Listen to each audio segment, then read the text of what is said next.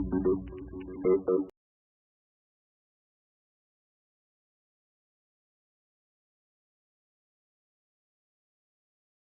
រងមេរៀនសិក្សាភាសាអង់គ្លេសសម្រាប់ទំនាក់ទំនងការងារ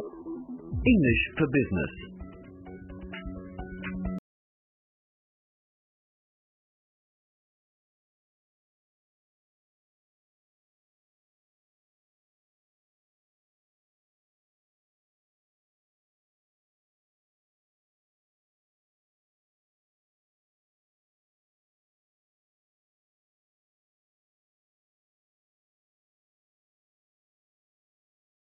នៅក្នុងកម្រងកម្មវិធីសិក្សាភាសាអង់គ្លេសសម្រាប់ទំនាក់ទំនងការងារដែលរៀបចំចងក្រងឡើងដោយសេវាអប់រំពហុវប្បធម៌សម្រាប់មនុស្សពេញវ័យនៅទីក្រុង Melbourne ប្រទេសអូស្ត្រាលីចា៎ក្នុងមេរៀនទី3កន្លងទៅលោកអ្នកបានហាត់រៀនរបៀបសាកសួររកមនុស្សតាមទូរស័ព្ទនិងរបៀបផ្ញើសារបណ្ដាំឬក៏ message លោកអ្នកក៏បានហាត់រៀនពីរបៀបសួរបញ្ជាក់ព័ត៌មាននិងរៀនប្រើប្រាស់ឃ្លាមួយចំនួន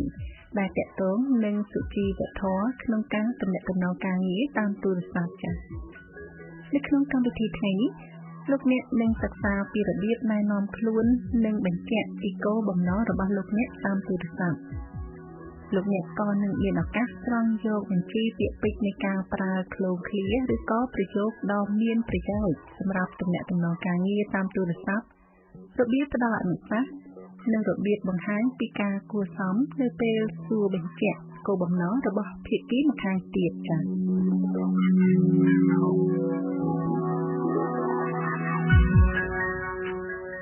ចា៎ហើយឥឡូវនេះសូមលោកអ្នកបន្តសិក្សាមេរៀនទី4ស្ដីអំពីបទសន្ទនាតាមទូរស័ព្ទតទៅទៀតដោយមានសំឡេងបកប្រែជូនចា៎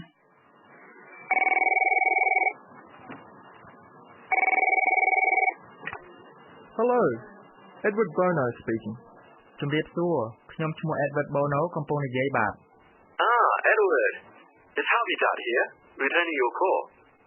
Edward គឺខ្ញុំ Harvey Judd ខ្ញុំទូរស័ព្ទត្រឡប់មកលោកវិញតាមការស្នើសុំរបស់លោក Hi, Harvey. I was calling about your I'm about to head down to set it up for tomorrow. Can I just run through the list with you to make sure we're on track? សួស្តី Harvey ខ្ញុំទូរស័ព្ទទៅលោកតាក់ទងទៅនឹងការតាំងបង្ហាញទំនិញរបស់លោកខ្ញុំបំរុងនឹងរៀបចំកិច្ចការនេះនៅថ្ងៃស្អែកនេះហើយតើខ្ញុំអាចផ្ទៀងផ្ទាត់បញ្ជីជាមួយលោកបានទេដើម្បីឲ្យច្បាស់ថាអ្វីៗនៅដំណើរការដោយការគ្រោងទុកនោះ Sure. ប្រកាសជាបាន Now you want the large plasma screen and 2 client counters. បាទអញ្ចឹងលោកត្រូវការផ្ទាំង plasma ធំមួយនិងកូនបន្ទប់2សម្រាប់ការពិភាក្សាចា៎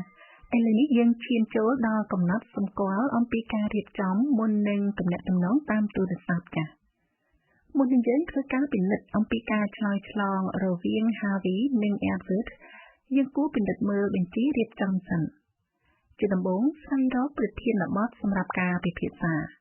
រួចគិតទុកនៅអ្វីដែលត្រូវនិយាយនិងរៀបចំចម្លើយសម្រាប់សំណួរដែលភាគីម្ខាងទៀតអាចចោទសួរ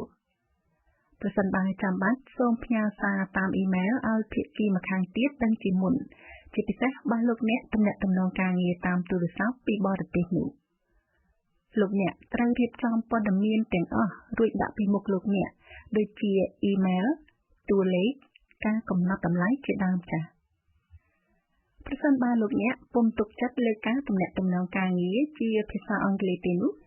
លោកអ្នកគួររៀបចំសរសេរចំណុចសំខាន់នៃការសន្ទនាគ្នាក្នុងក្រដាសសម្រាប់ជាកំណត់សម្គាល់ដើម្បីជាជំនួយដល់ការសន្ទនារបស់លោកអ្នកចា៎ឥឡូវនេះសូមលោកអ្នកស្ដាប់ពីរបៀបផ្ដើមការសន្ទនារវាងលោក Edward និងលោក Harvey ជាថ្មីម្ដងទៀត Hello,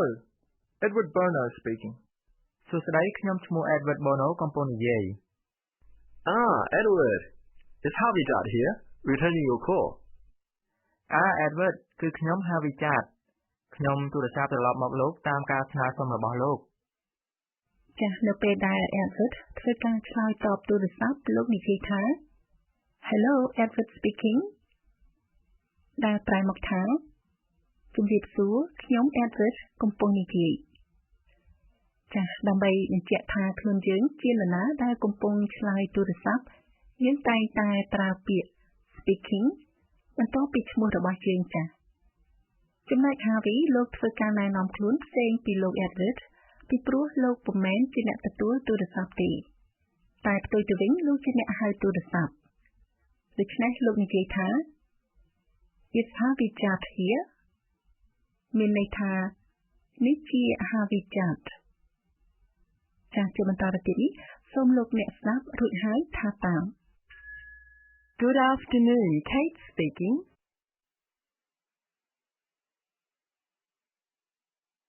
Hello, Edward speaking.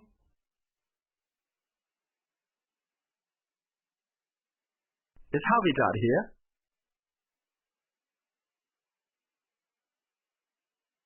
លោកអ្នកនាងកញ្ញាឥឡូវនេះសូមស្ដាប់ការបញ្យល់របស់លោក Edward ពីមូលហេតុនៃការហៅទូរស័ព្ទពីគ្រាដំបូងចា៎ Hi, Harvey. I was calling about your display. I'm about to head down to set it up for tomorrow. Can I just run through the list with you to make sure we're on track? សួស្តី Harvey ខ្ញុំទូរស័ព្ទទៅលោកតាក់ទងទៅនឹងការតាំងបង្ហាញទំនិញរបស់លោក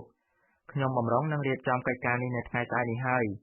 តើខ្ញុំអាចផ្ទៀងផ្ទាត់បញ្ជីជាមួយលោកបានទេដើម្បីឲ្យច្បាស់ថាអ្វីៗនឹងដំណើរការដោយការគ្រោងទុកនោះចាស់បើតាមទម្លាប់នៅក្នុងវប្បធម៌ខ្លះមុននឹងលើកឡើងពីមូលហេតុនៃការហៅទូរស័ព្ទតាក់ទងនឹងការងារអ្នកហៅតែងតែនិយាយពីនេះពីនោះបន្តិចសិនប៉ុន្តែតាមវប្បធម៌ប្រចាំប្រទេសវិញការសាកសួរពីនេះពីនោះធ្វើឡើងតែជាមួយនឹងអ្នកដែលលោកអ្នកស្គាល់ជិតស្និទ្ធនៃជាមួយមិត្តភ័ក្តិប៉ុណ្ណោះចា៎ដូច្នេះការធ្វើទំនាក់ទំនងតាមទូរស័ព្ទជាមួយនឹងជនប្រចាំប្រទេសលោកអ្នកគួរបញ្ជាក់មូលហេតុពីគ្រាដំបូងតែម្ដងការធ្វើបែបនេះគឺជាសញ្ញានៃភាពប្រកបប្រជាមិនមែនជាកង្វះការគួរសមនោះទេការសំខាន់នោះគឺថាលោកអ្នកត្រូវបញ្ជាក់មូលហេតុឲ្យបានច្បាស់លាស់ចា៎ប្រសិនបើលោកអ្នកមានការងារច្រើនចង់ពិភាក្សាលោកអ្នកអាចចាប់ផ្ដើមដោយនិយាយថា Just a couple of issues arising from your proposal ដែលប្រែថាខ្ញុំចង់ពិភាក្សាការងារមួយចំនួនទាក់ទងនឹងសំណើរបស់លោកឬក៏អាចនិយាយថា Have you got time to answer a couple of questions on the Sun project តែមានន័យថាតើលោកមានពេលសម្រាប់ឆ្លើយសំណួរមួយចំនួនទាក់ទងនឹងគម្រោង Sun ឬទេសូមលោកអ្នកហាត់រៀនឃ្លាគំរូមួយចំនួនសូមស្ដាប់ឬហៅថាតាមចា៎ I'm calling about the meeting.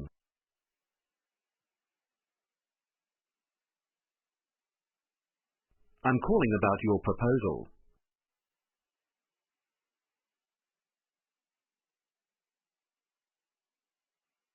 I've just got a couple of questions about your proposal.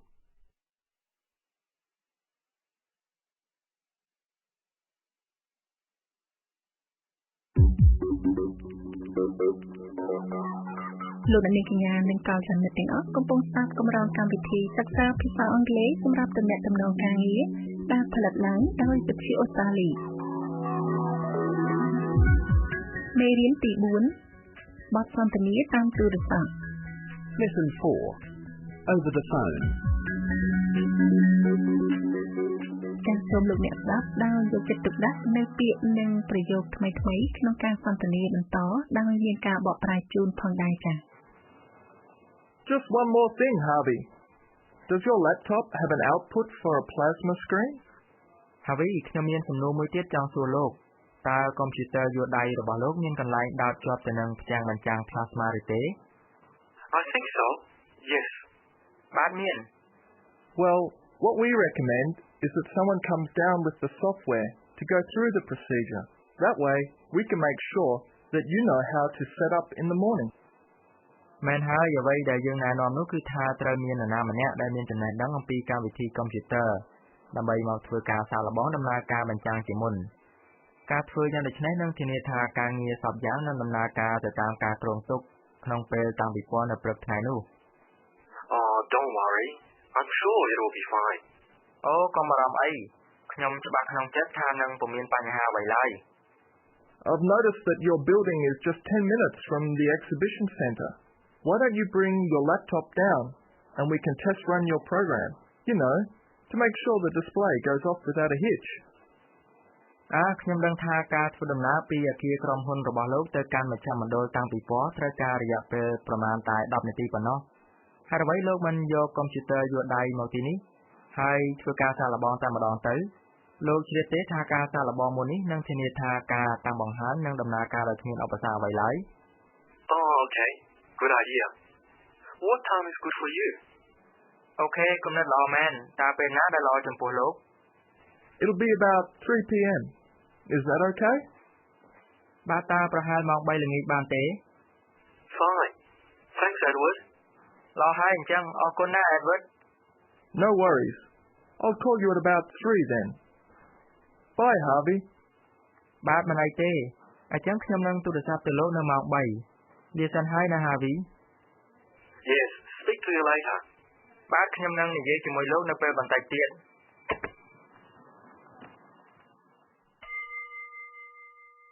ចា៎ឥឡូវនេះខ្ញុំសូមជូនកំណត់សម្គាល់នៃការប្រស្រ័យទាក់ទងចាស់នៅមុនពេលចាប់ផ្ដើមទំនាក់ទំនងតាមទូរស័ព្ទលោក Edward បានប្រាប់លោក Harvey ថាលោកចង់ពិនិត្យបញ្ជីការងារសម្រាប់ការតាំងពិព័រណ៍ប៉ុណ្ណោះ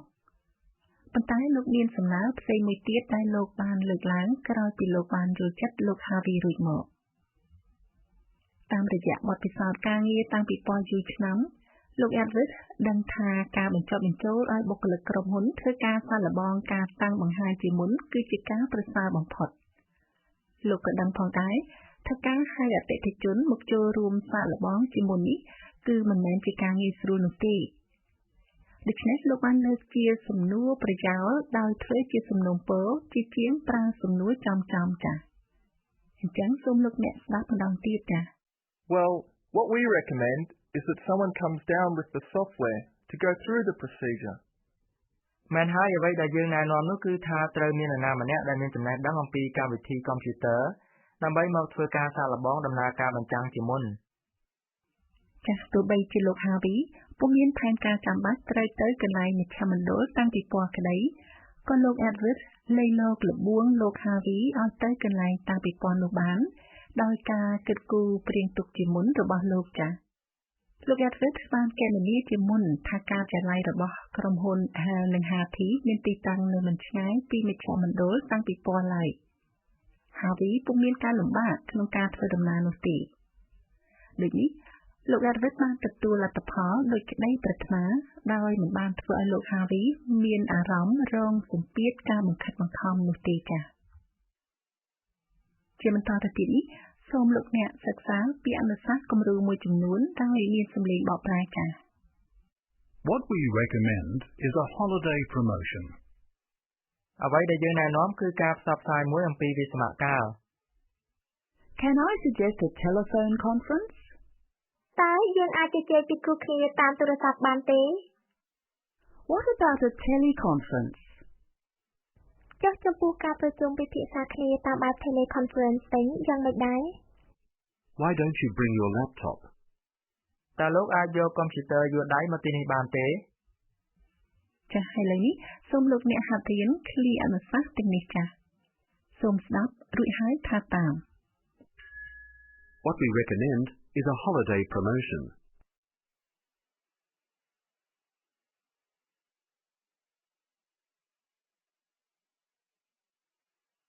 Can I suggest a telephone conference?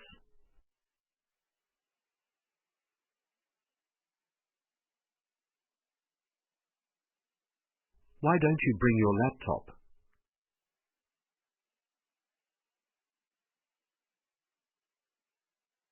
ចា៎ឥឡូវនេះសូមលោកអ្នកស្ដាប់ផ្នែកចុងក្រោយនៃការសន្ទនាតាមទូរស័ព្ទរវាងលោក Edward និងលោក Harvey ម្ដងទៀតចា៎ Oh, okay. Good idea. What time is good for you?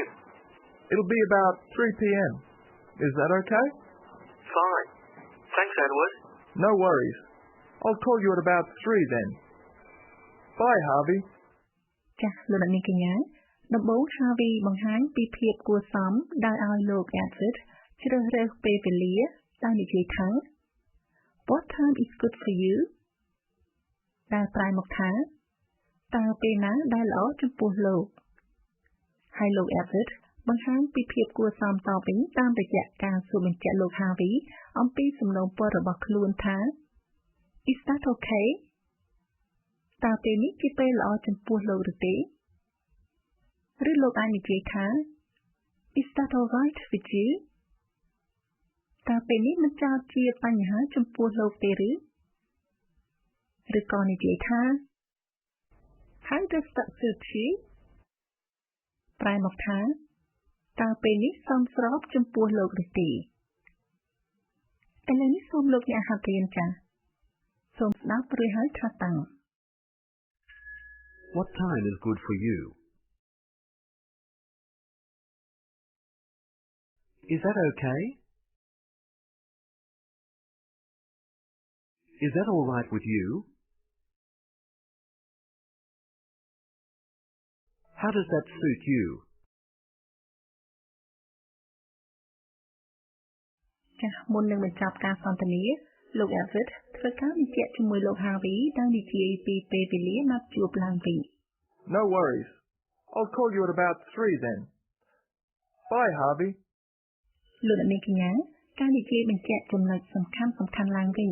មុននឹងបញ្ចប់ការសន្ទនាគឺជាការប្រពៃណាស់ដើម្បីធានាថាភាគីទាំងសងខាងយល់ច្បាស់ពីលទ្ធផលឬក៏ចំណុចសំខាន់នៃកិច្ចសន្ទនាចាស់ហើយនេះជាប្រយោគផ្សេងទៀតសម្រាប់លោកអ្នកហាត់រៀន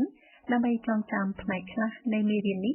រហូតដល់ពេលជួបគ្នាលើកក្រោយទៀតចា៎ Can I suggest a meeting? A meeting at 2? 3 o'clock is better. How does that suit you? Can I suggest a meeting? A meeting at 2? 3 o'clock is better. How does that suit you?